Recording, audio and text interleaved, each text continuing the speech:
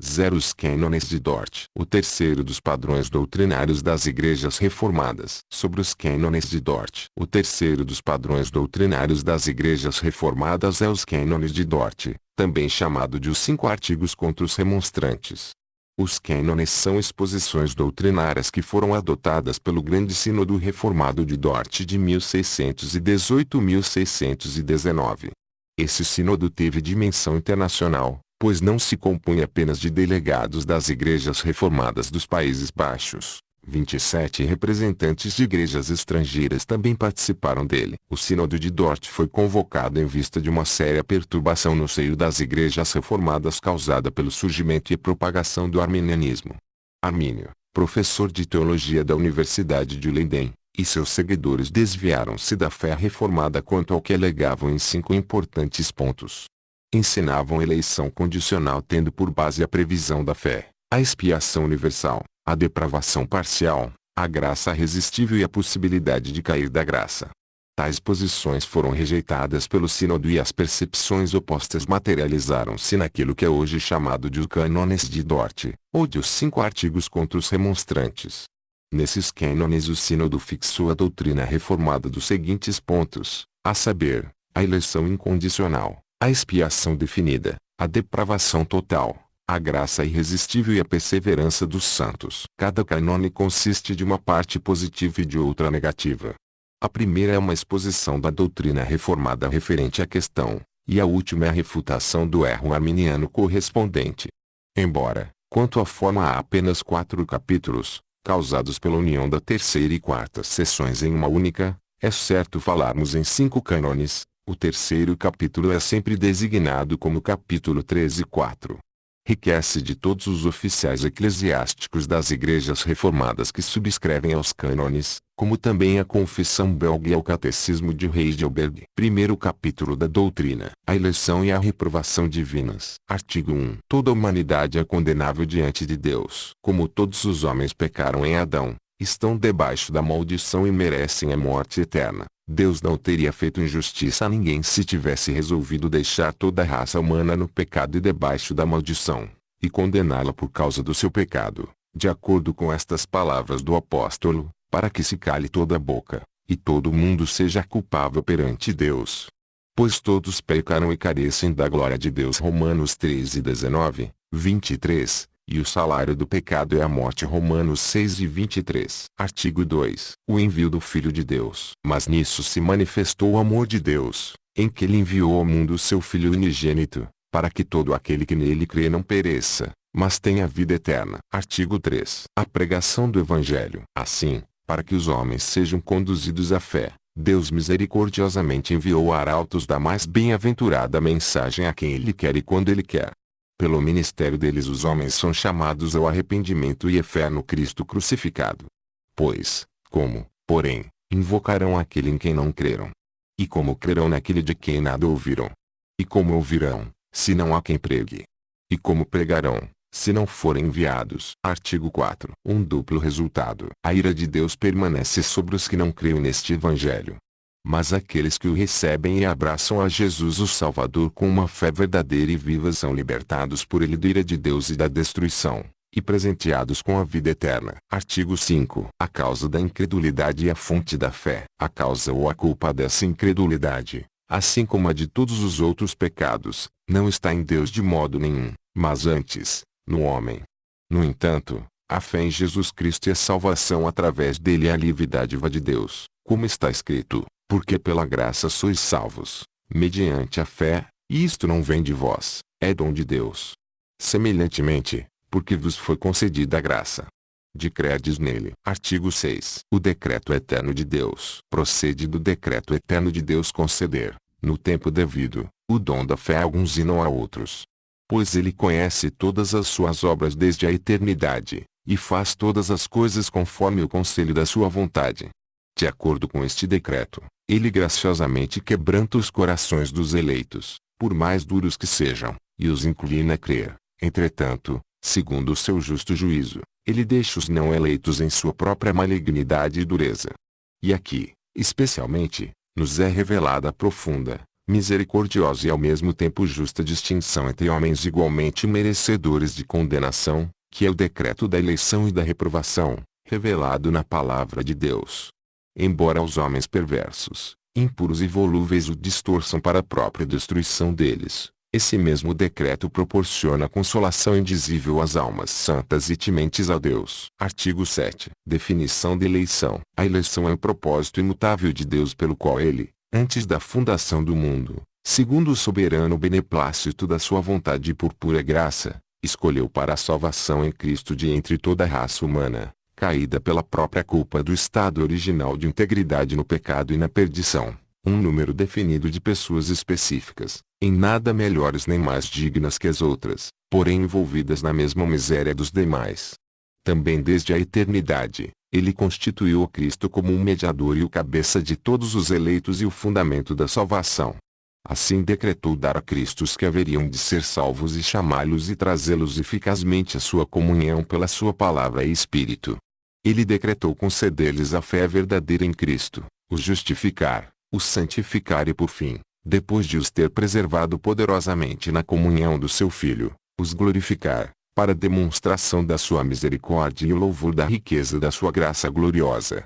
Como está escrito, Deus nos escolheu em Cristo antes da fundação do mundo, para sermos santos e irrepreensíveis perante Ele, e em amor nos predestinou para Ele, para a adoção de filhos, por meio de Jesus Cristo, segundo o beneplácito de sua vontade, para louvor da glória de sua graça, que Ele nos concedeu gratuitamente no amado. E em outro lugar, e aos que predestinou, a esses também chamou, e aos que chamou, a esses também justificou, e aos que justificou, a esses também glorificou. Artigo 8. Um único decreto de eleição. Não há vários decretos de eleição, mas um único e mesmo decreto para todos os que hão de ser salvos, tanto debaixo do Velho quanto do Novo Testamento. Porque a Escritura declara que o beneplácito, o propósito e o conselho da vontade de Deus é único. Segundo este propósito Ele nos escolheu desde a eternidade tanto para a graça quanto para a glória, tanto para a salvação e para o caminho da salvação, o qual preparou para que andássemos nele. Artigo 9. A eleição não se baseia em fé prevista. Tal eleição não se baseia em fé prevista, em obediência da fé, santidade ou de qualquer outra boa qualidade ou disposição que seja a causa ou a condição necessária aos homens para serem eleitos. Os homens, todavia, são eleitos para a fé, para a obediência da fé, para a santidade etc. A eleição é, portanto, a fonte de todas as virtudes salvadoras de onde emana a fé, a santidade e os outros dons salvadores, e por fim a própria vida eterna, como frutos e efeitos da eleição. É isso que o apóstolo ensina quando diz: assim como nos escolheu nele antes da fundação do mundo, não porque fôssemos santos, mas para sermos santos e irrepreensíveis perante Ele. Artigo 10. A eleição baseia-se no beneplácito de Deus. A causa dessa eleição graciosa é tão somente o beneplácito de Deus, o qual não consiste de haver Deus escolhido de entre todas as condições possíveis umas certas qualidades ou ações dos homens como requisito para a salvação, mas consiste em que Ele, de entre a multidão dos pecadores, adotou para sua possessão certas pessoas. Pois está escrito: ainda não eram os gêmeos nascidos, nem tinham praticado o bem ou o mal. E já fora dito a ela, a Rebeca: o mais velho será servo do mais moço. E também, todavia, amei a Jacó, porém aborreci a Esaú. E ainda, e creram todos os que haviam sido destinados para a vida eterna. Artigo 11. A eleição é imutável. Como o próprio Deus é infinitamente sábio, imutável, onisciente e onipotente, assim também a sua eleição não pode ser desfeita, refeita, alterada, revogada nem anulada. Tampouco podem os eleitos ser rejeitados, nem o número deles diminuído. Artigo 12. A certeza da eleição. Os eleitos recebem no tempo oportuno, ainda que em vários graus e diferentes modos, a certeza da sua eterna e imutável eleição para a salvação. Eles, todavia, não a obtêm quando curiosamente investigam as coisas ocultas e profundas de Deus, mas quando observam em si mesmos, com alegria espiritual e santo deleite, os infalíveis frutos da eleição indicados na palavra de Deus, como a fé verdadeira em Cristo, o temor filial a Deus, a piedosa tristeza pelos seus pecados, e a fome e a sede de justiça. Artigo 13. O valor desta certeza. A consciência e a certeza da eleição fornecem aos filhos de Deus maior motivo para se humilharem diariamente diante dele, para adorarem a profundidade das suas misericórdias, para se purificarem e para amarem fervorosamente aquele que os amou primeiro de modo tão grandioso. Contudo, absolutamente não é verdade que a doutrina da eleição e o meditar nela os façam relaxar na observação dos mandamentos de Deus ou os rendam falsamente seguros. No justo juízo de Deus isso normalmente ocorre aos que supõem atrevidamente ter a graça da eleição, ou que dela falam de modo leviano e jactancioso, mas que se recusam a andar nos caminhos dos eleitos. Artigo 14. Como se deve ensinar a eleição? A doutrina da eleição divina, segundo o muito sábio conselho de Deus, foi pregada pelos profetas, pelo próprio Cristo e pelos apóstolos, tanto debaixo do Velho Testamento quanto do Novo Testamento, sendo então registrada por escrito nas Sagradas Escrituras. Assim, também hoje, essa doutrina deve ser ensinada na Igreja de Deus, para a qual ela foi particularmente destinada, em tempo e lugar apropriados, com espírito criterioso, de modo reverente e santo, sem curiosa investigação nos caminhos do Altíssimo, para a glória do Santíssimo Nome de Deus, e para a viva consolação do seu povo. Artigo 15. A descrição da reprovação. As Sagradas Escrituras mostram e nos recomendam esta graça eterna e merecida da nossa eleição, especialmente quando além disso declara que nem todos os homens são eleitos, mas que alguns não são eleitos, ou foram preteridos na eleição eterna de Deus. Deus, pelo seu beneplácito muito soberano, justo, irrepreensível e imutável, decretou deixá-los na miséria comum em que eles se lançaram por sua própria culpa e não lhes concedeu a fé salvadora, nem a graça da conversão. Para mostrar a sua justiça, Deus os deixou em seus próprios caminhos e debaixo do seu justo juízo, decretando, por fim, os condenar e punir eternamente, não apenas pela incredulidade deles, mas também por causa de todos os seus outros pecados. Este é o decreto da reprovação, o qual não faz de Deus o autor do pecado. O só pensar isso é blasfêmia, antes o revela como terrível, irrepreensível e justo juiz e vingador do pecado. Artigo 16. Como reagir à doutrina da reprovação? Alguns ainda não discernem claramente em si mesmos uma fé viva em Cristo, nem confiança firme no coração, nem boa consciência, nem zelo pela obediência filial e pela glorificação de Deus por meio de Cristo. Apesar disso, eles usam os meios pelos quais Deus prometeu operar tais coisas em nós. Eles não devem se assustar quando se fala da reprovação, nem devem se incluir entre os reprovados. Pelo contrário, devem continuar a usar esses meios com diligência, a almejar com fervor um tempo de graça mais abundante, a esperá-lo com reverência e humildade. Há também outros que desejam se converter a Deus com seriedade, tão somente para o agradar e para serem libertos do corpo da morte, contudo não conseguem chegar até onde gostariam no caminho da piedade e da fé. Essas pessoas não deveriam ter tanto medo da doutrina da reprovação, pois Deus, que é misericordioso, prometeu que não esmagará a cana quebrada e não apagará o pavio que fumega. Há ainda outros que desprezam a Deus e ao Senhor Jesus Cristo e que se entregam completamente aos cuidados do mundo e às concupiscências da carne.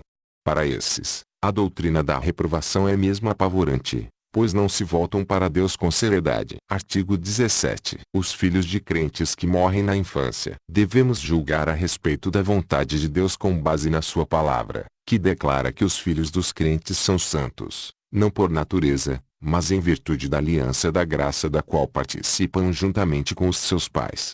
Por essa causa, pais tementes a Deus não devem duvidar da eleição e da salvação daqueles seus filhos a quem Deus chamou desta vida ainda na infância. Artigo 18. Não protesto, mas sim adoração. Aos que se queixam da graça da eleição imerecida e da severidade da reprovação justa, replicamos com as palavras do apóstolo: quem és tu, ó homem, para discutires com Deus? E com essas palavras do nosso Salvador: porventura, não me é lícito fazer o que quero do que é meu? Nós, porém, adorando com reverência estes mistérios, exclamamos com o apóstolo: ó profundidade da riqueza, tanto da sabedoria como do conhecimento de Deus! Quão insondáveis são os seus juízos, e quão inescrutáveis os seus caminhos! Quem, pois, conheceu a mente do Senhor? Ou quem foi o seu conselheiro? Ou quem primeiro deu a ele para que lhe venha a ser restituído? Porque dele, e por meio dele, e para ele são todas as coisas. A ele, pois, a glória eternamente. Amém. Rejeição de erros. Depois de haver explanado a verdadeira doutrina da eleição e da reprovação, o sínodo condena e rejeita os seguintes erros. Erro 1. O completo e total decreto de eleição para a salvação é a vontade de Deus de salvar aos que irão crer e perseverar na fé e na obediência. Quanto a esse decreto, nada mais que isso foi revelado pela palavra de Deus. Refutação. Esse erro é um engano e contradiz claramente a Escritura, que declara não somente que Deus irá salvar aos que creem, mas também que Ele, desde a eternidade, escolheu pessoas específicas. No tempo oportuno Ele concede a esses eleitos, em detrimento de outros, a fé em Cristo e a perseverança. Manifestei o teu nome aos homens que me deste do mundo. João 17:6. E creram todos os que haviam sido destinados para a vida eterna. Atos 13:48.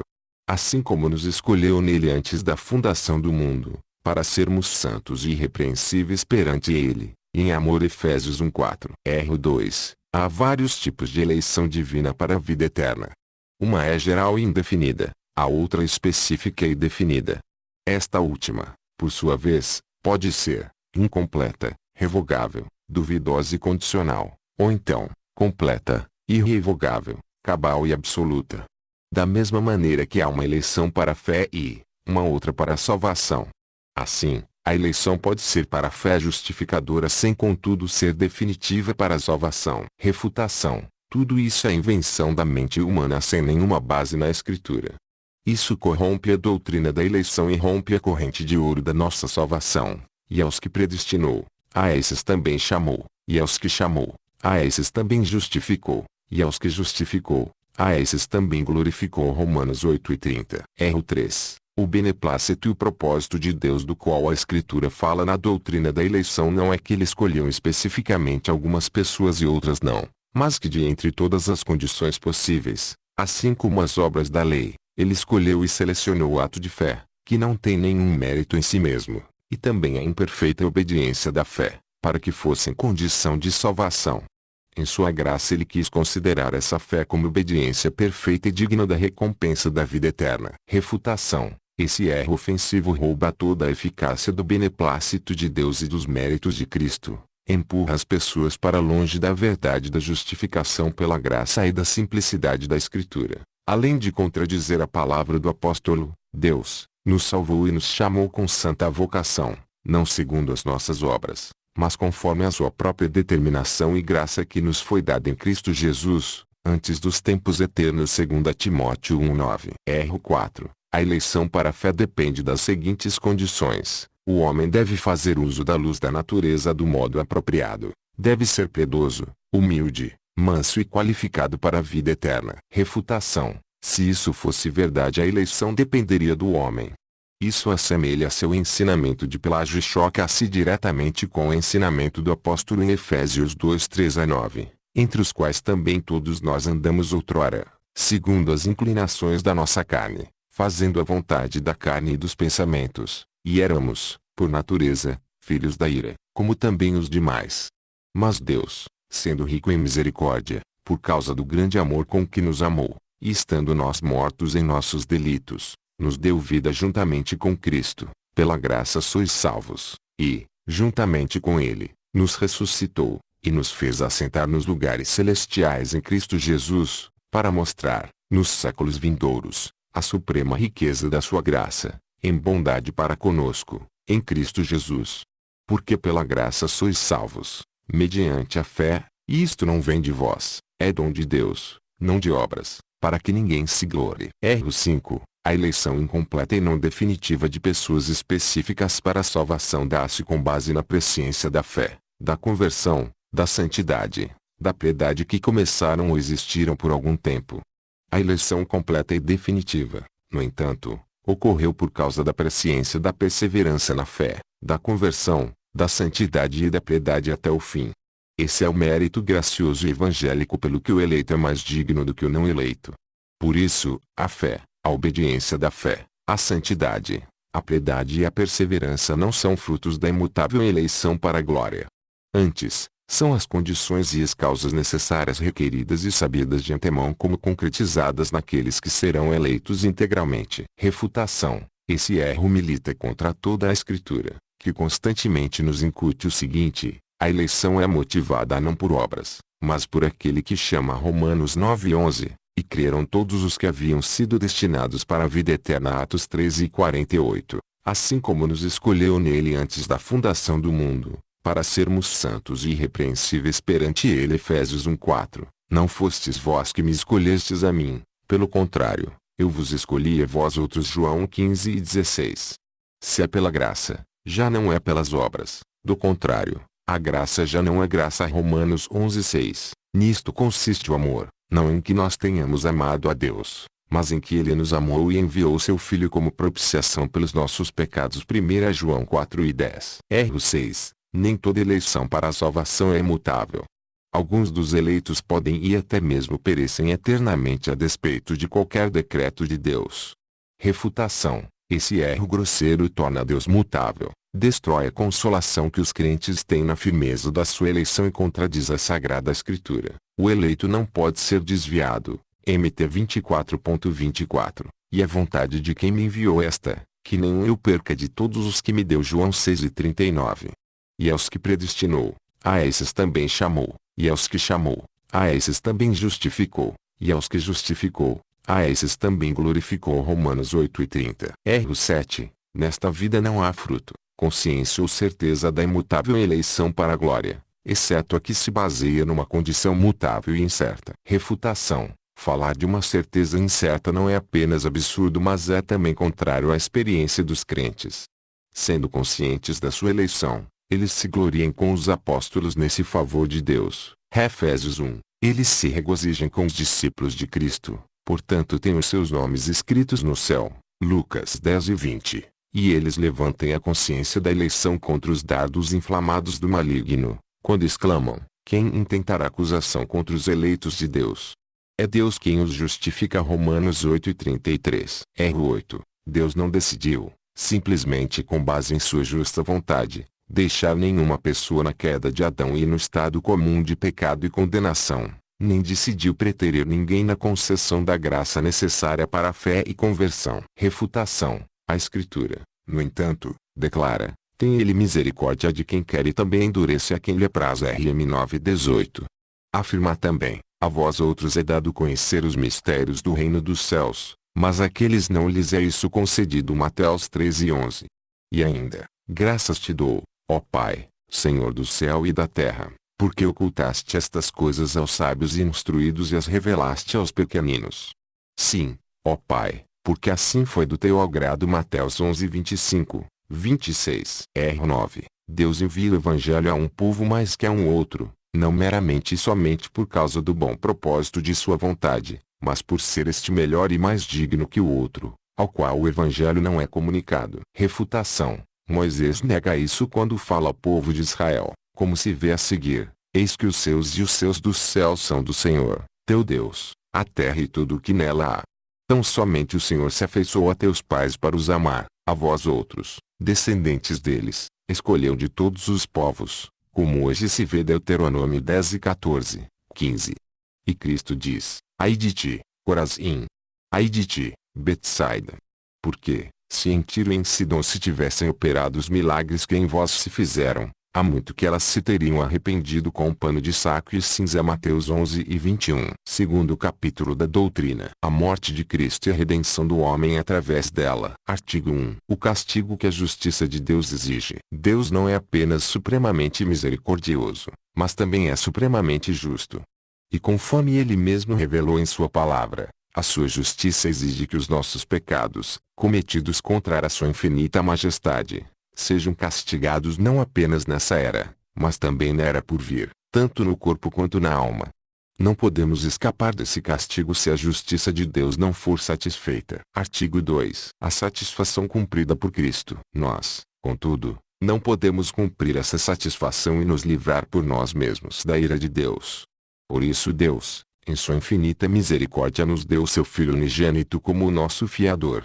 Por nós ou em nosso lugar ele foi feito pecado e maldito na cruz para que pudesse, em nosso favor, Satisfazer a Deus. Artigo 3. O valor infinito da morte de Cristo. A morte do Filho de Deus é o único e o mais perfeito sacrifício e satisfação pelos pecados. Tem valor e mérito infinitos. É abundante o suficiente para expiar os pecados do mundo inteiro. Artigo 4. Porque a sua morte tem valor infinito. A morte do Filho de Deus tem tão grande valor e mérito porque aquele que se submeteu a ela não é apenas o homem perfeito e verdadeiro, mas é também o Filho unigênito de Deus, da mesma essência eterna e infinita com o Pai e o Espírito Santo. O nosso Salvador tinha que ter tais qualificações. Além disso, essa morte tem tão grande valor e mérito porque foi acompanhada da consciência do ira e da maldição de Deus que, pelos nossos pecados, somos merecedores. Artigo 5. A proclamação universal do Evangelho. A promessa do Evangelho é que todo aquele que crer em Cristo crucificado não perecerá, mas tem a vida eterna. Esta promessa deve ser anunciada e proclamada universalmente sem nenhuma discriminação a todos os povos e homens, aos quais Deus em seu beneplácito envia o Evangelho juntamente com o mandamento de que se arrependam e creiam. Artigo 6. Porque alguns não creem. No entanto, muitos dos que foram chamados pelo Evangelho não se arrependem nem creem em Cristo mas perecem na incredulidade. Isso não decorre por haver algum defeito ou insuficiência no sacrifício de Cristo na cruz, mas pela própria culpa deles. Artigo 7. Porque outros creem. Mas aqueles que verdadeiramente creem e pela morte de Cristo são libertos e salvos dos seus pecados e da perdição, recebem esse benefício apenas por causa da graça de Deus que lhes é dada em Cristo, desde a eternidade. Deus não deve tal graça a ninguém. Artigo 8. A eficácia da morte de Cristo. Pois este foi o soberano conselho de Deus o Pai que a eficácia salvadora e vivificante da preciosíssima morte do seu Filho se estendesse a todos os eleitos. Foi da sua graciosíssima vontade intento conceder a fé justificadora apenas a eles e assim trazer-lhes infalivelmente a salvação. Isto é, quis Deus que Cristo pelo sangue da cruz, pelo qual ele confirmou a nova aliança, redimisse eficazmente de todo povo, tribo, nação e língua todos aqueles, e somente aqueles, que desde a eternidade foram eleitos para a salvação e lhe foram dados pelo Pai.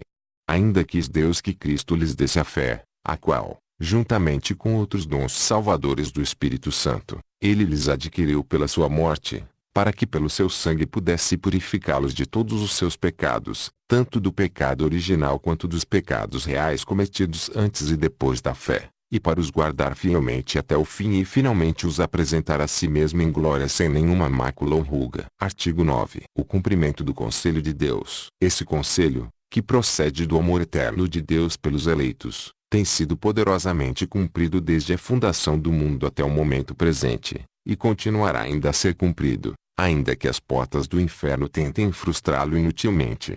No tempo oportuno os eleitos serão ajuntados em uma união, e sempre existirá uma igreja de crentes fundada no sangue de Cristo.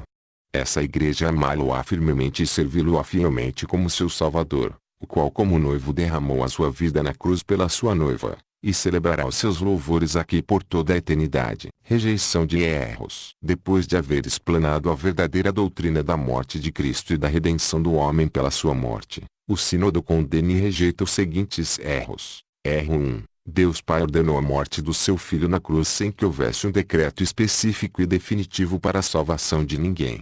Aquilo que Cristo adquiriu pela sua morte poderia ser necessário, proveitoso e valioso, e poderia permanecer em todas as suas partes completo, perfeito e intacto, mesmo que a redenção adquirida por ele jamais fosse aplicada a ninguém. Refutação. Tal doutrina ofende a sabedoria de Deus e os méritos de Jesus Cristo e é contrária à Escritura.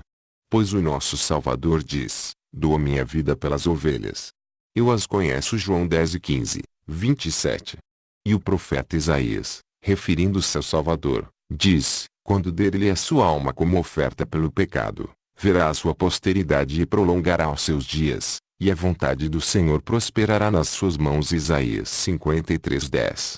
Por fim, esse erro contradiz o artigo de fé que se refere à Igreja Cristã Universal. Erro 2. O propósito da morte de Cristo não foi que ele confirmasse o novo pacto de graça pelo seu sangue, mas tão somente que adquirisse para o Pai o mero direito de estabelecer uma vez mais com o homem a aliança que lhe agradasse, fosse ela de graça ou de obras. Refutação. Isso milita contra a Escritura que ensina que Cristo se tornou o fiador e o mediador de uma superior aliança, isso é, de uma nova aliança, Ensina também que um testamento só passa a vigorar com a morte. Hebreus 7:22, 9:15, 17. Erro 3. Cristo, por meio da sua satisfação, na verdade não mereceu para ninguém nem a salvação mesma nem a fé pela qual é possível se apropriar eficazmente dessa satisfação de Cristo para a salvação. Ele conquistou para o Pai apenas a autoridade ou a vontade perfeita de tratar novamente com o homem, de prescrever novas condições conforme a sua vontade. Depende entretanto do livre-arbítrio do homem para preencher estas condições. Seria possível, portanto, que ou nenhum ou todos os homens preenchessem tais condições. Refutação: aqueles que ensinam esse erro desprezam a morte de Cristo, não reconhecem de maneira nenhuma o mais importante fruto ou benefício dela, e trazem novamente do inferno o erro pelagiano. Erro 4. A nova aliança da graça que Deus o Pai fez com o homem, pela mediação da morte de Cristo, não consiste em que somos justificados diante de Deus e salvos pela fé, visto que aceita o mérito de Cristo. Mas consiste no fato de que Deus revogou a exigência da perfeita obediência à lei e que considera a própria fé e a obediência da fé, embora imperfeitas, como a perfeita obediência à lei, e Ele, graciosamente, as considera dignas da recompensa da vida eterna. Refutação: essa doutrina contradiz a Escritura, sendo justificados gratuitamente, por sua graça, mediante a redenção que há em Cristo Jesus, a quem Deus propôs, no seu sangue, como propiciação, mediante a fé. Romanos 13:24, 25. Aqueles que ensinam esse erro proclamam, como fizeram ímpios socinos, uma nova e estranha justificação do homem diante de Deus, contrário ao consenso de toda a Igreja. Erro 5. Todos os homens foram aceitos no estado de reconciliação e na graça da aliança, de sorte que ninguém está sujeito à condenação nem será condenado por causa do pecado original. Todos estão livres da culpa do pecado original. Refutação: essa opinião conflita com a Escritura que ensina que somos, por natureza, filhos de ira. Efésios 2:3. Erro 6. Deus, por seu lado, deseja conceder igualmente a todos os benefícios adquiridos pela morte de Cristo. Alguns, no entanto, obtêm o perdão dos pecados e a vida eterna e outros não. Essa distinção depende do próprio livre-arbítrio deles, que se associa à graça que é oferecida sem distinção, e não depende do dom especial de misericórdia que neles opera com tanto poder a fim de que eles, ao contrário dos outros, apliquem essa graça a si mesmos. Refutação: aqueles que ensinam isso, fazem mau uso da diferença que há entre a aquisição e aplicação da salvação e confundem as mentes dos imprudentes e inexperientes. Embora simulem apresentar essa distinção de modo correto, procuram infiltrar na mente das pessoas o veneno pernicioso do pelagianismo. Erro 7. Cristo não podia nem precisava morrer, e não morreu por aqueles a quem Deus amou sobremaneira e a quem elegeu para a vida eterna, pois os tais não necessitavam da sua morte. Refutação: essa doutrina contradiz o apóstolo que declara, o Filho de Deus, que me amou e a si mesmo se entregou por mim. Gálatas 2:20. Semelhantemente, quem intentará acusação contra os eleitos de Deus? É Deus quem os justifica. Quem os condenará? É Cristo Jesus quem morreu. Romanos 8:33, 34, isto é, por eles. E o Salvador assim nos assegura: dou a minha vida pelas ovelhas. João 10:15. E ainda, o meu mandamento é este, que vos ameis uns aos outros, assim como eu vos amei. Ninguém tem maior amor do que este, de dar alguém a própria vida em favor dos seus amigos. João 15:12, 13. Terceiro e quarto capítulos da doutrina: a corrupção do homem, a sua conversão a Deus e o modo como isso ocorre. Artigo 1. O resultado da queda. No princípio o homem foi criado à imagem de Deus. Foi adornado em seu entendimento com o verdadeiro e total conhecimento do seu Criador e de todas as coisas espirituais. A sua vontade e o seu coração eram retos, todos os seus sentimentos, puros. O homem era, portanto, completamente santo. Mas ao rebelar-se contra Deus pela instigação do diabo e pelo próprio livre-arbítrio, ele se privou desses dons excelentes e em lugar deles trouxe sobre si cegueira, trevas terríveis, vão e perverso juízo em sua mente, malignidade, rebelião e obstinação em sua vontade e coração, além de impureza em todos os seus sentimentos. Artigo 2. A propagação da corrupção. Depois da queda o homem se tornou corrompido e, como pai corrompido, gerou filhos corrompidos. Assim a corrupção, de acordo com o justo juízo de Deus, Propagou-se de Adão a todos os seus descendentes à exceção de Cristo somente, não por imitação, como afirmavam os antigos pelagianos, mas pela propagação de uma natureza pervertida. Artigo 3. A total incapacidade do homem. Portanto, todos os homens são concebidos em pecado e nascem como filhos da ira, incapazes de qualquer bem salvador, inclinados para o mal, mortos em pecados e escravos do pecado. Sem a graça do Espírito Santo regenerador não desejam nem poderão retornar a Deus, nem corrigir a sua natureza depravada ou se preparar para essa correção. Artigo 4. A insuficiência da luz da natureza. É certo que depois da queda restou no homem um pouco da luz natural pela qual ainda lhe ficou alguma noção de Deus, das coisas naturais, da diferença entre o honrável e o vergonhoso, e dá mostras de alguma consideração pela virtude e pela ordem exterior. Mas está tão longe de chegar ao conhecimento salvador de Deus e da verdadeira conversão por meio dessa luz da natureza que nem mesmo a usa do modo apropriado nas questões naturais e civis. Antes, não importa o que seja esta luz, o homem a polui completamente de várias formas e a suprime pela sua injustiça, tornando-se assim inexcusável diante de Deus. Artigo 5. A insuficiência da lei. Aquilo que se afirma da luz da natureza também é válido para os 10 mandamentos dados por Deus através de Moisés, particularmente aos judeus. Embora a lei revele a grandeza do pecado e convença cada vez mais o homem da sua culpa, ainda assim não lhe aponta cura nem lhe dá poder para se erguer e sair das suas misérias. Antes, enfraquecida pela carne, a lei deixa o transgressor debaixo de maldição. Por essa causa, o homem não pode obter a graça salvadora através da lei. Artigo 6. A necessidade do Evangelho. Portanto, aquilo que nem a luz da natureza nem a lei pode fazer, Deus realiza pelo poder do Espírito Santo através da palavra o ministério da reconciliação, o Evangelho do Messias, pelo qual agradou a Deus salvar aos que creem tanto na antiga quanto da nova dispensação. Artigo 7. Porque o Evangelho é enviado a uns e não a outros. Na velha dispensação Deus revelou a uns poucos esse mistério da sua vontade. Na nova dispensação, no entanto, ele não considerou os povos de modo diferente e o revelou a um número muito maior de pessoas.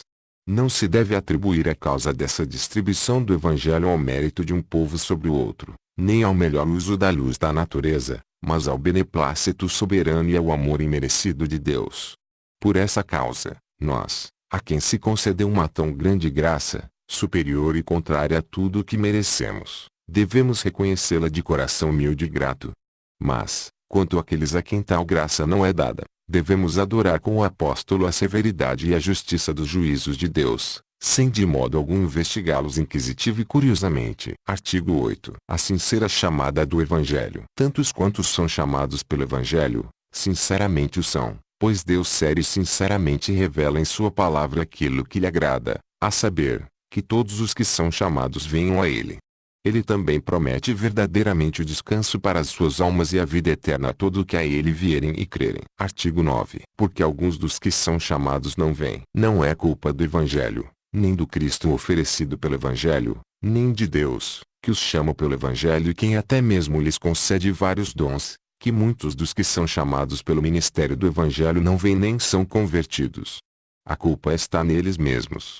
Alguns deles não se importam com a palavra da vida nem a aceitam. Outros de fato a recebem, mas não a aceitam em seus corações, e logo retrocedem depois que desaparece a alegria de uma fé temporária. Há ainda daqueles que sufocam a semente da palavra com os espinhos dos cuidados e dos prazeres desse mundo e que não produzem nenhum fruto. É esse o ensino do nosso Salvador na parábola da semeadura em Mateus 13. Artigo 10. Porque outros que são chamados vêm. Outros que são chamados pelo ministério do Evangelho vêm e são convertidos. Não se deve atribuir isso ao homem, como se ele, por causa do seu livre-arbítrio, fosse superior àqueles que receberam graça igual ou suficiente para a fé ou conversão, como afirma a arrogante heresia de Pelágio. Deve-se atribuir isso a Deus, pois foi Ele quem escolheu os seus em Cristo desde a eternidade e os chama eficazmente no tempo, concede-lhes a fé e o arrependimento, livra-os do poder das trevas e os transfere para o reino do seu Filho. Tudo isso Ele faz para que eles possam declarar os maravilhosos feitos daquele que os chamou das trevas para a sua maravilhosa luz, e para que não se gloriem em si mesmos, mas no Senhor, segundo o testemunho dos apóstolos em diversas partes da Escritura. Artigo 11. Como Deus realiza a conversão? Deus realiza o seu beneplácito nos eleitos e opera neles a verdadeira conversão da seguinte maneira. Ele cuida para que o Evangelho lhe seja pregado e ilumina poderosamente as suas mentes pelo Espírito Santo de sorte que possam compreender e discernir corretamente as coisas do Espírito de Deus. Pela operação eficaz do mesmo Espírito regenerador, ele também penetra até os recantos mais íntimos do homem, abre os corações fechados e abranda os endurecidos, circuncida o que era incircunciso e infunde novas qualidades na vontade, faz viver a vontade outrora morta, a que era má, converte em boa, a indisposta, em solícita, a rebelde, em obediente. Ele muda e fortalece de tal maneira essa vontade que, assim como uma árvore boa, seja capaz de produzir o fruto das boas obras. Artigo 12. A regeneração é obra de Deus somente. Esta conversão é aquela regeneração, nova criação, ressurgir dos mortos, vivificação, tão exaltada nas Escrituras, a qual Deus opera em nós a despeito de nós. Essa regeneração, contudo, não se realiza de modo algum pelo ensino exterior, pela persuasão moral ou por um modo tal de operação que, após ter Deus feito a sua parte, fica a critério do homem o regenerar-se ou não, o converter-se ou não. É, portanto, claramente uma obra sobrenatural, poderosíssima, e ao mesmo tempo a mais deleitosa, maravilhosa, misteriosa e indizível. Segundo a Escritura, inspirada pelo autor dessa obra, a regeneração não é inferior em poder à criação ou à ressurreição dos mortos. Por essa razão todos aqueles em cujos corações Deus opera desse modo maravilhoso são com certeza, infalível e eficazmente regenerados e creiam de fato. A vontade assim restaurada não é apenas alvo da ação e da restauração de Deus, mas, sob o agir de Deus, ela também age. Assim, por essa causa, diz-se com justiça que o homem crê e se arrepende mediante a graça que recebeu. Artigo 13. A regeneração é incompreensível. Na vida presente, não é possível aos que creiam compreenderem totalmente o modo como Deus realiza esta obra. Contudo, lhes é suficiente conhecer e sentir que por essa graça de Deus eles creiam de coração e amam o seu Salvador. Artigo 14. Fé, um dom de Deus. A fé, portanto, é um dom de Deus, não porque é apenas oferecida por Deus ao livre-arbítrio do homem, mas porque é de fato conferida ao homem, implantada e infundida nele. Também não é um dom no sentido de que Deus confere apenas a capacidade para crer, e aguarda do livre-arbítrio do homem a autorização para crer ou o ato de crer. É, antes, um dom no sentido de que é Ele quem efetua no homem tanto o querer quanto o realizar, quem verdadeiramente faz tudo em todos, quem realiza no homem tanto a vontade de crer quanto o ato de crer. Artigo 15. A atitude correta quanto à graça imerecida de Deus. Deus não deve tal graça a ninguém. O que poderia Deus dever ao homem? Quem foi que primeiro deu a ele, para ser por ele ressarcido? Que poderia Deus dever a quem nada tem, a não ser pecado e falsidade? Portanto, aquele que recebe essa graça deve render eternamente ação de graça somente a Deus. Mas quem não recebe essa graça, não tem o menor interesse por essas coisas espirituais e está satisfeito com o que possui, ou ufana-se com falsa segurança de ter aquilo que não possui. Além disso, quanto aos que professam externamente a sua fé e corrigem as suas vidas, devemos julgar e falar da forma mais favorável, segundo o exemplo dos apóstolos, pois não conhecemos o íntimo recôndito do coração. Quanto aos que ainda não foram chamados, devemos orar a Deus em favor deles, pois Deus é quem chama à existência as coisas que não existem. Quanto a nós, não devemos jamais nos vangloriar, como se nos colocássemos acima dos outros. Artigo 16. A vontade do homem não é eliminada, mas é vivificada. O homem, pela sua queda, não deixou de ser homem dotado de inteligência e vontade. O pecado que impregnou toda a raça humana não privou o homem da sua natureza humana, mas trouxe sobre ele a depravação e a morte espiritual. Assim também a graça divina da regeneração não atua sobre os homens como se fossem máquinas ou robôs, não elimina a vontade e as suas propriedades, nem a coage violentamente, mas torna-a espiritualmente viva, sara, corrige-a e, a um só tempo agradável e poderosamente, submete. O resultado é que onde antes dominava totalmente a rebelião e a resistência da carne, agora, pelo Espírito, começa a prevalecer uma pronta e sincera obediência, que é a verdadeira renovação e libertação espiritual da nossa vontade. E se o maravilhoso autor de todo o bem não tivesse nos conduzido dessa maneira, o homem não teria a menor esperança de erguer-se da sua queda mediante o seu livre-arbítrio, o qual, quando ela ainda estava de pé, o lançou na perdição. Artigo 17. O uso dos meios. A ação onipotente de Deus pela qual ele produz e sustenta a nossa vida natural, não exclui, antes requer, o uso de meios através dos quais ele quis exercer o seu poder, segundo a sua infinita sabedoria e bondade. Assim também a mencionada ação sobrenatural de Deus mediante a qual ele nos regenera, não exclui nem cancela de jeito nenhum o uso do evangelho que o sapientíssimo Deus ordenou para ser a semente da regeneração e o alimento da alma. Por esta razão os apóstolos e os mestres que os sucederam ensinaram reverentemente ao povo sobre a graça de Deus, para a glória dele e para a vergonha de toda a soberba. Ao mesmo tempo não descuidaram de guardar o povo por meio das santas admoestações do evangelho, debaixo da administração da palavra, dos sacramentos e da disciplina. Portanto, os que hoje instruem ou são instruídos na igreja não devem ousar tentar a Deus separando aquilo que ela pelo seu beneplácito quis unir inseparavelmente. Assim, a graça é concedida mediante admoestações, e quanto mais prontamente cumprirmos com o nosso dever, tanto mais esse favor de Deus, que é quem opera em nós, manifesta-se naturalmente em sua glória fazendo a sua obra prosperar da melhor maneira. A Deus somente seja dada a glória eternamente, tanto pelos meios quanto pelos seus frutos e eficácia da salvação. Amém. Rejeição de erros. Depois de haver explanado a verdadeira doutrina da corrupção do homem e a sua conversão a Deus, o sínodo rejeita os seguintes erros. Erro 1. É impróprio dizer que o pecado original em si seja suficiente para condenar toda a raça humana ou para merecer castigo temporal e eterno. Refutação. Isso contradiz as palavras do apóstolo quando ele declara, portanto, assim como por um só homem entrou o pecado no mundo, e pelo pecado, a morte, assim também a morte passou a todos os homens, porque todos pecaram. Romanos 5:12. E no versículo 16, o julgamento derivou de uma só ofensa, para a condenação.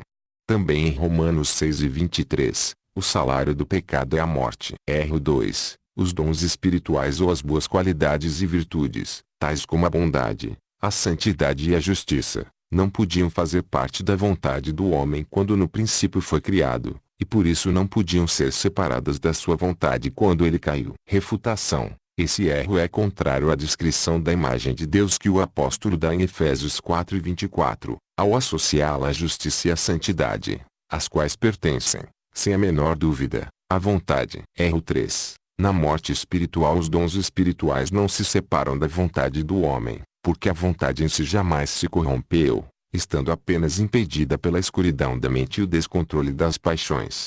Se esses obstáculos forem removidos, a vontade poderá exercitar toda a sua capacidade inata.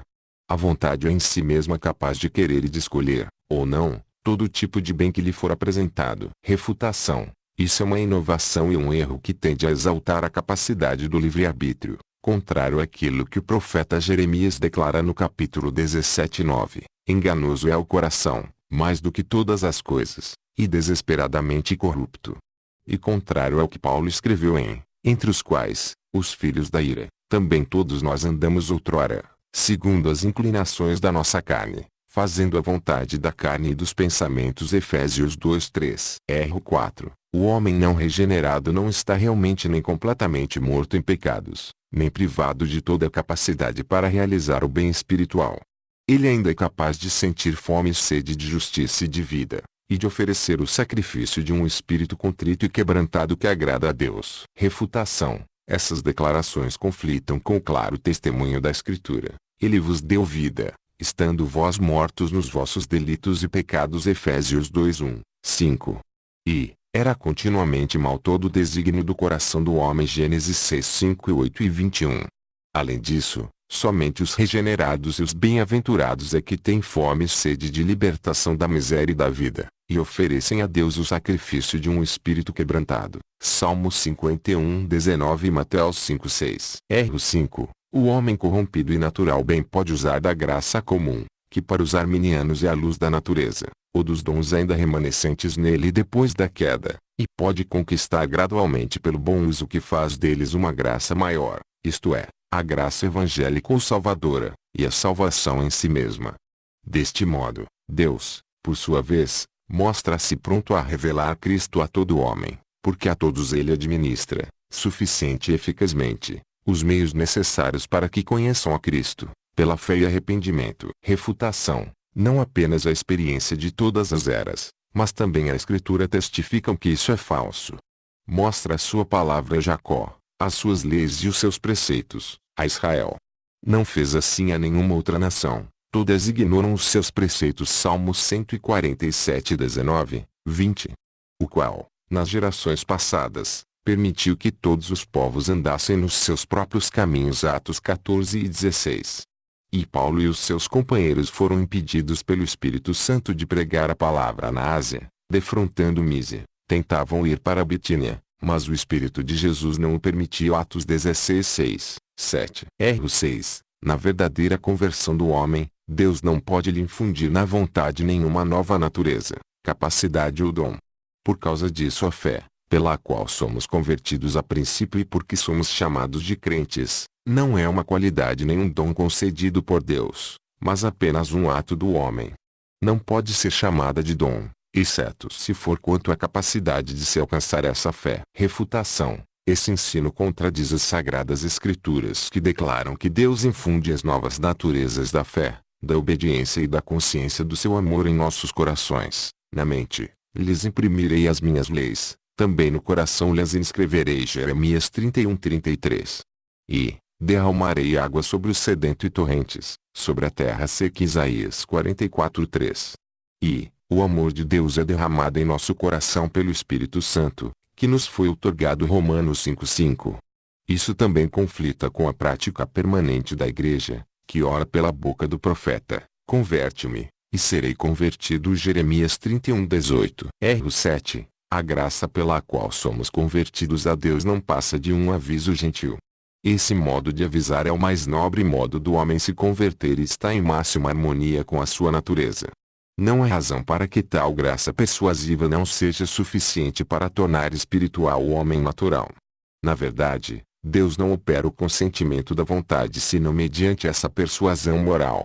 O poder da operação divina é superior à operação de Satanás, pois Deus promete bens eternos, e Satanás apenas bens temporais. Refutação: isso é pelagianismo puro e contrário a toda a Escritura, a qual ensina, além dessa persuasão moral, um outro modo mais poderoso e divino de ação do Espírito Santo na conversão do homem: dar-vos-ei coração novo e porei dentro de vós espírito novo. Tirarei de vós o coração de pedra e vos darei coração de carne. Ezequiel 36, 26. R8. Na regeneração do homem Deus não faz uso dos poderes da sua onipotência para, de modo forçoso e infalível, submeter à vontade humana a fé e a conversão. Ainda que sejam consumadas todas as obras da graça que Deus emprega para converter o homem, ainda que Deus tenha a intenção e a vontade de regenerar o homem, mesmo assim, ele ainda poderá resistir a Deus e ao Espírito Santo, e de fato assim o faz geralmente, de modo a impedir completamente a sua regeneração. Portanto, ainda está no poder do homem ser ou não regenerado. Refutação: isso não é outra coisa senão negar toda a eficácia da graça de Deus na nossa conversão, e sujeitar a ação do Deus onipotente à vontade do homem.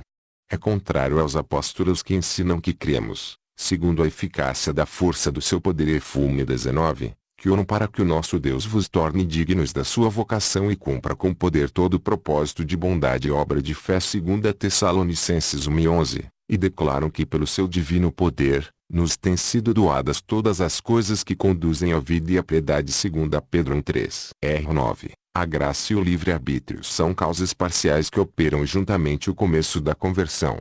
A graça não vem antes da atuação da vontade, na ordem sequencial dessas causas. Deus não auxilia eficazmente a vontade do homem para que chegue à conversão, senão até que essa vontade se mobilize e determine fazê-lo. Refutação: a Igreja Antiga muito condenou essa doutrina dos pelagianos conforme as palavras do apóstolo. Assim, pois, não depende de quem quer ou de quem corre, mas de usar Deus a sua misericórdia. Romanos 9:16. Também, pois quem é que te faz sobressair? E que tens tu que não tenhas recebido? 1 Coríntios 4:7. E ainda, porque Deus é quem efetua em vós tanto o querer como o realizar, segundo a sua boa vontade. Filipenses 2:13. Quinto capítulo da doutrina. A perseverança dos santos. Artigo 1. Os regenerados não estão livres do pecado interior. Aqueles que, de acordo com o seu propósito, Deus chama à comunhão do seu Filho, nosso Senhor Jesus Cristo, e regenera pelo seu Espírito Santo, Ele certamente os livra do domínio e da escravidão do pecado. Mas nesta vida, Ele não os livra totalmente da carne e do corpo do pecado. Artigo 2. Os pecados diários da fraqueza. Por essa causa ocorrem os pecados diários das fraquezas e há imperfeições até mesmo nas melhores obras dos santos.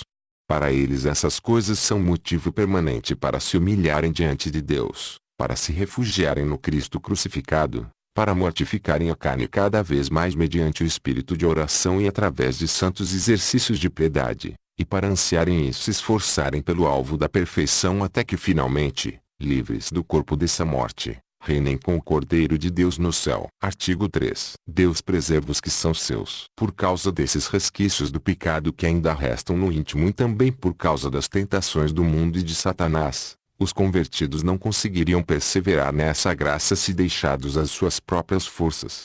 Mas Deus é fiel e os confirma misericordiosamente na graça que, de uma vez por todas, lhes foi outorgada e os preserva poderosamente nela até o fim. Artigo 4. Os santos estão sujeitos a cair em pecados graves. Embora o poder de Deus, pelo qual Ele confirma e preserva os verdadeiros crentes na graça, seja tão grande que não pode ser vencido pela carne, os convertidos, contudo, nem sempre são guiados e dirigidos por Deus de sorte que não possam, em certas circunstâncias particulares e pela própria culpa deles, se desviar da direção da graça e serem seduzidos pela carne e se rendam à sua concupiscência. Por isso eles devem orar e vigiar constantemente para que não caiam em tentação. Quando não vigiam nem oram, eles não somente podem ser levados, pela carne, pelo mundo e por Satanás, a cometer sérios e atrozes pecados, mas, algumas vezes, podem ser levados a isso pela justa permissão de Deus.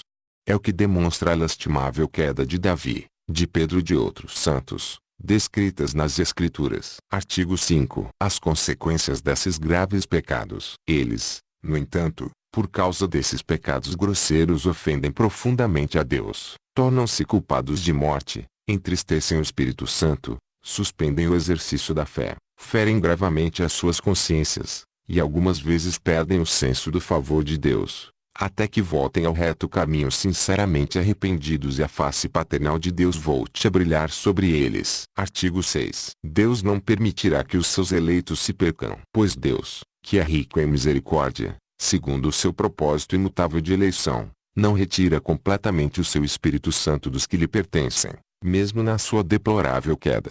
Tampouco permite que se afundem tanto a ponto de caírem da graça da adoção e do estado de justificação ou, que cometam o pecado para a morte, isto é, o pecado contra o Espírito Santo, e que, totalmente abandonados por ele, se lancem na ruína eterna. Artigo 7. Deus renovará os seus eleitos para o arrependimento. Pois Deus, em primeiro lugar, preserva neles durante a queda, a sua semente imperecível de regeneração para que ela não morra e seja lançada fora.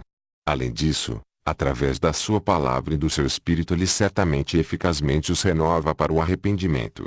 O resultado é que se afligem de coração com uma tristeza espiritual pelos pecados que cometeram, buscam e obtêm pela fé, com o coração contrito, o perdão no sangue do mediador, experimentam novamente o favor de um Deus reconciliado e adoram as suas misericórdias e fidelidade. Daí em diante passam a desenvolver mais diligentemente a própria salvação com temor e tremor. Artigo 8. A graça do triuno Deus preserva. Assim, não é pelos seus próprios méritos ou força, mas pela imerecida misericórdia de Deus, que eles não se desviam totalmente da fé e da graça nem permanecem caídos para se perderem totalmente no final.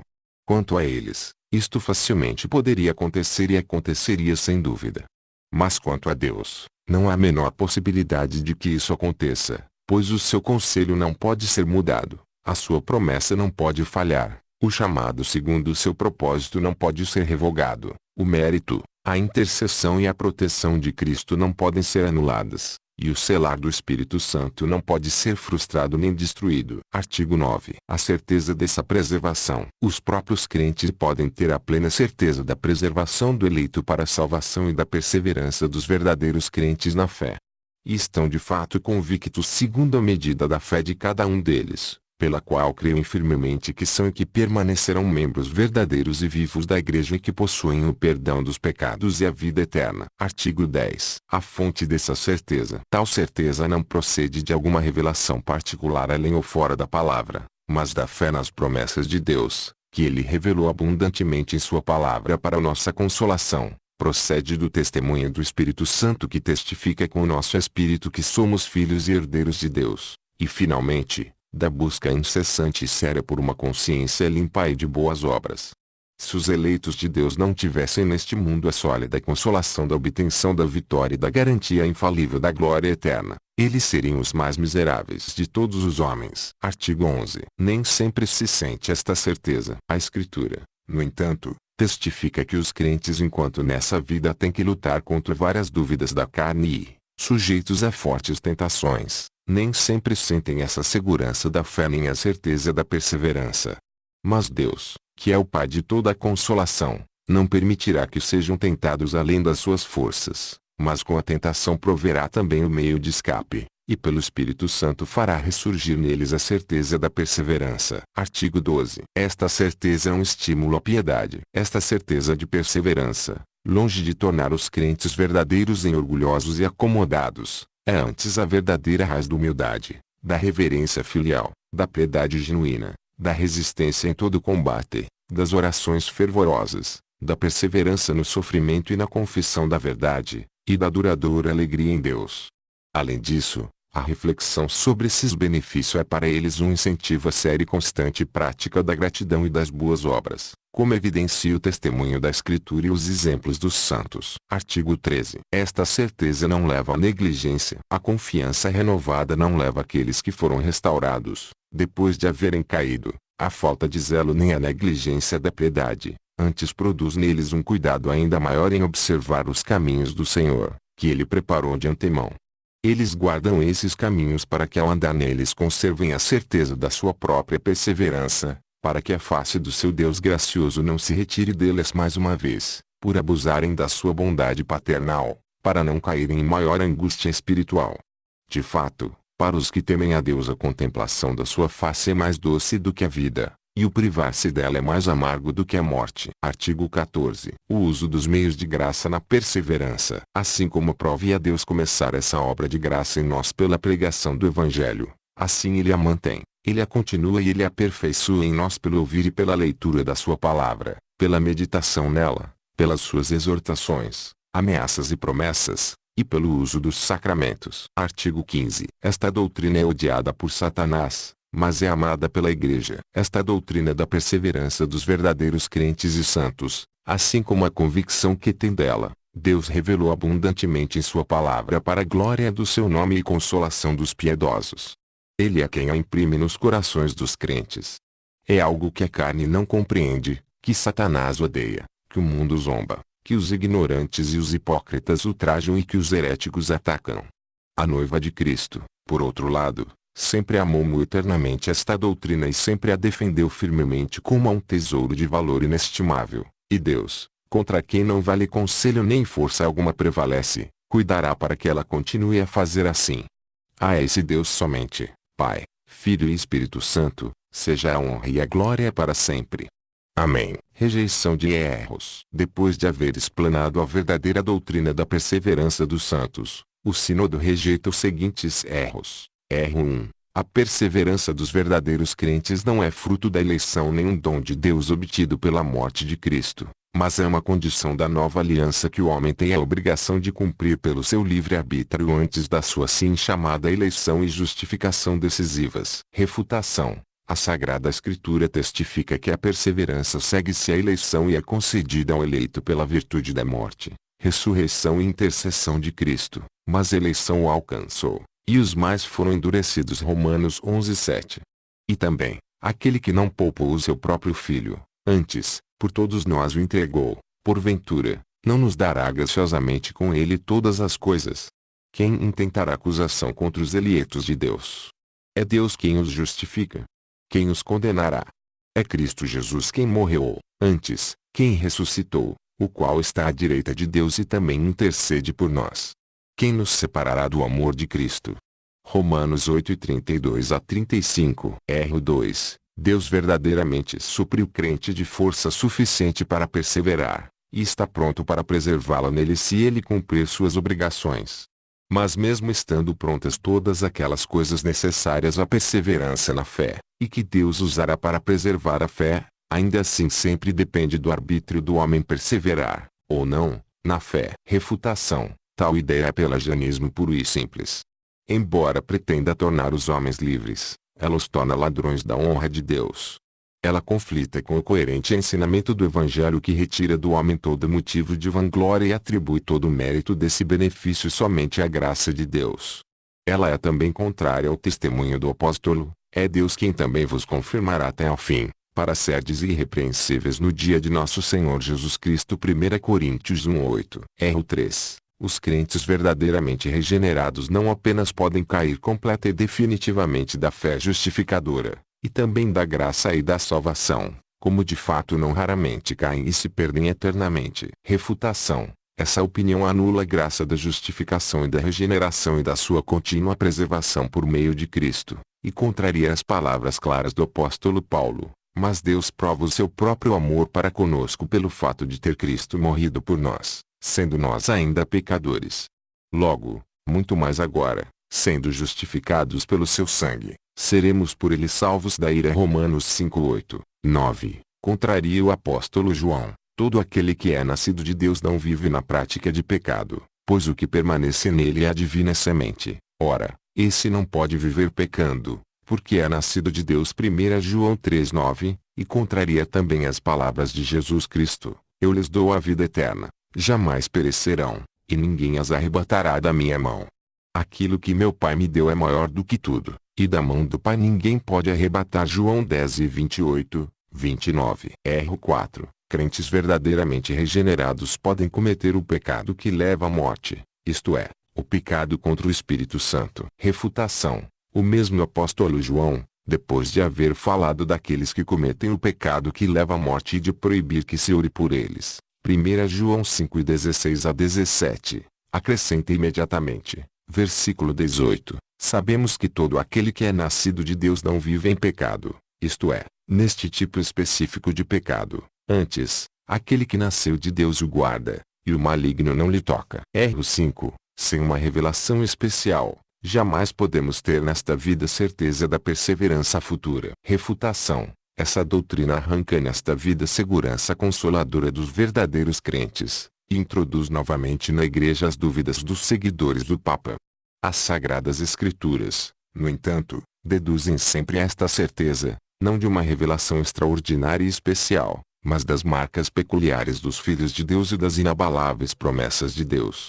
Assim o apóstolo Paulo declara especialmente que nada em toda a criação poderá separar-nos do amor de Deus, que está em Cristo Jesus, nosso Senhor. Romanos 8:39. E João escreve: aquele que guarda os seus mandamentos permanece em Deus, e Deus, nele. E nisto conhecemos que ele permanece em nós, pelo Espírito que nos deu. 1 João 13:24. R6. Pela sua própria natureza, a doutrina da certeza da perseverança e da salvação causa falsa segurança e é prejudicial à piedade, à moral, à oração, e a todos os outros santos exercícios. Antes, pelo contrário, é louvável duvidar dessa certeza. Refutação. Esse erro desconhece o poder eficaz da graça de Deus e a operação do Espírito Santo que habita em nós.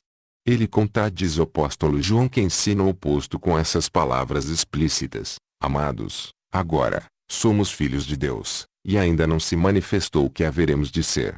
Sabemos que, quando ele se manifestar, seremos semelhantes a ele, porque haveremos de vê-lo como ele é. E a si mesmo se purifica todo o que nele tem essa esperança, assim como ele é puro. 1 João 3:2,3. Além disso, esse erro é refutado pelo exemplo dos santos, tanto do Velho quanto do Novo Testamentos, que, embora convictos da sua perseverança e salvação, não obstante continuaram em oração e em outros exercícios de piedade. R7. A fé daqueles que creram apenas por um tempo não difere da fé justificadora e salvadora, senão quanto à sua duração. Refutação. O próprio Cristo em Mateus 13:20-23 e Lucas 8:13-15 aponta explicitamente, além dessa duração, uma tripla diferença entre os que creem apenas por um momento e os verdadeiros crentes. Ele declara que aqueles receberam a semente em solo rochoso, e que estes a receberam em solo bom, que aqueles não possuem raízes, mas que estes possuem uma raiz bem firme, que aqueles não possuem frutos, mas que estes os produzem em várias medidas, constante e firmemente. R8. Não é absurdo que alguém, tendo perdido a sua primeira regeneração, seja novamente e até frequentemente nascido de novo. Refutação. Essa doutrina nega que a semente de Deus, pela qual nascemos de novo, seja imperecível, e contraria o testemunho do apóstolo Pedro, pois fostes regenerados não de semente corruptível, mas de incorruptível. 1 Pedro 1:23. R9. Cristo jamais orou em nenhuma parte para que os crentes perseverassem infalivelmente na fé. Refutação. Isso contradiz o próprio Cristo, que disse: Eu, porém, roguei por ti, Simão, para que a tua fé não desfaleça. Lucas 22:32. Também contraria o apóstolo João, qual declara que Cristo não orou apenas pelos apóstolos, mas também por todos aqueles que viessem a crer pela palavra deles. Pai Santo, guarda-os em teu nome, e não peço que os tires do mundo, e sim que os guardes do mal. João 17:11, 15, 20. Conclusão. Esta é a declaração clara, simples e sincera da doutrina ortodoxa quanto aos 5 artigos de fé disputados nos Países Baixos, e esta é a rejeição dos erros pelos quais as igrejas foram perturbadas, por algum tempo. O Sínodo julga que as presentes declarações e rejeições estão de acordo com a palavra de Deus e com as confissões das igrejas reformadas, tornando-se, por isso, evidente que alguns agiram de modo demasiado impróprio e, a toda a verdade, equidade e amor, desejando persuadir o povo do seguinte: primeiro, que a doutrina das igrejas reformadas no tocante à predestinação e aos demais pontos relacionados a ela, por seu caráter e tendência, desvia os corações dos homens de toda piedade e religião. Segundo, que ela é um ópio para a carne, ministrado pelo diabo, bem como uma fortaleza para Satanás, onde, à espreita de todos, fere multidões e atinge mortalmente a muitos com os dardos tanto do desespero quanto da falsa segurança. Terceiro, que faz de Deus o autor do pecado e um tirano injusto e hipócrita, e que nada senão um renovado estoicismo, maniqueísmo, libertinismo e islamismo. Quarto, que leva à negligência espiritual ao fazer as pessoas crerem que nada pode impedir a salvação dos eleitos, não importando como vivam, e que, por essa causa, eles podem cometer em segurança os crimes mais atrozes. Por outro lado, ela nada pode fazer em favor da salvação dos reprovados, nem mesmo que eles tivessem realizado todas as obras dos santos. Quinto, que a mesma doutrina ensina que Deus predestinou e criou a maior parte da humanidade para a condenação eterna, por um mero ato arbitrário da sua vontade, sem levar em consideração nenhum pecado.